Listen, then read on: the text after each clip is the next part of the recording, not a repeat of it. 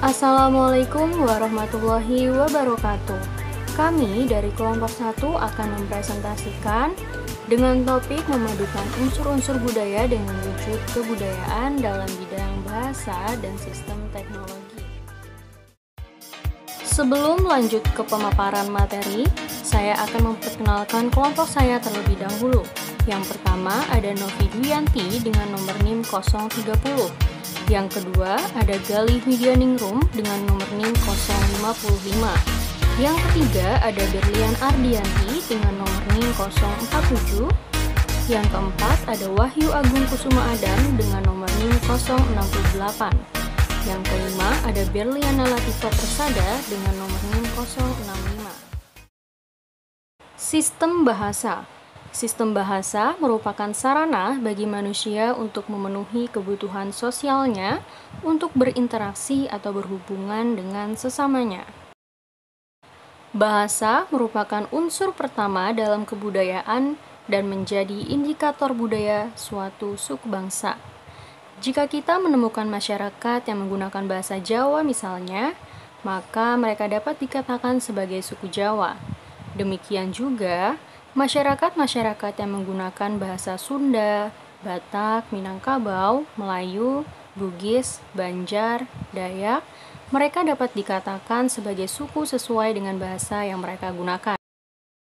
Setiap bahasa juga memiliki varian yang berupa dialek. Varian bahasa ini juga dapat digunakan sebagai indikator varian budaya dari suatu suku bangsa.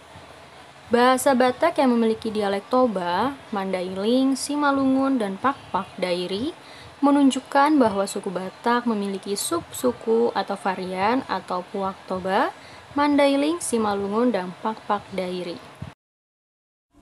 Bahasa berkembang menjadi dua macam, yaitu bahasa lisan dan tulis. Fungsi bahasa secara umum. Bahasa sebagai alat ekspresikan diri, sebagai alat untuk berkomunikasi, sebagai alat untuk mengadakan integrasi dan adaptasi sosial. Fungsi bahasa secara khusus untuk mengadakan hubungan kehidupan sehari-hari, mewujudkan seni sastra yang mempelajari naskah-naskah kuno, untuk mengeksploitasi ilmu pengetahuan. Huruf-huruf dalam bahasa. Sistem teknologi. Menurut Kuncharaningrat, sistem teknologi merupakan salah satu unsur kebudayaan universal dan menjadi bahan kajian antropologi, dan menjadi pula bagian yang tidak terpisahkan dalam kajian etnografi.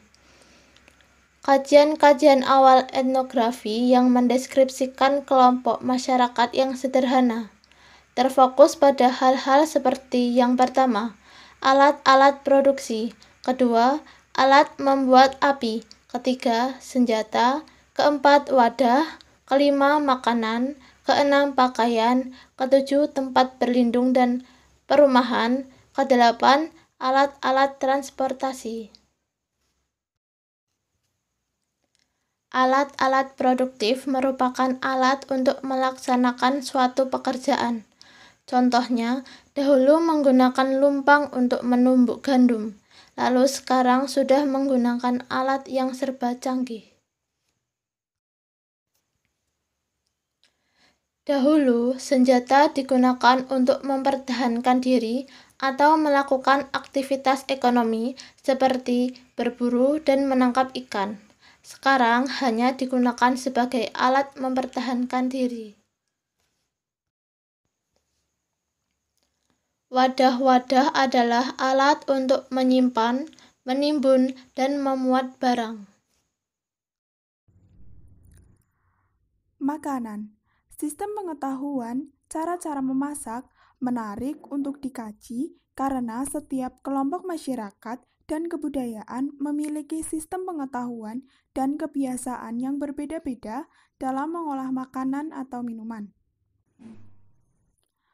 Pakaian merupakan kebutuhan dasar manusia untuk melindungi diri dari perubahan cuaca.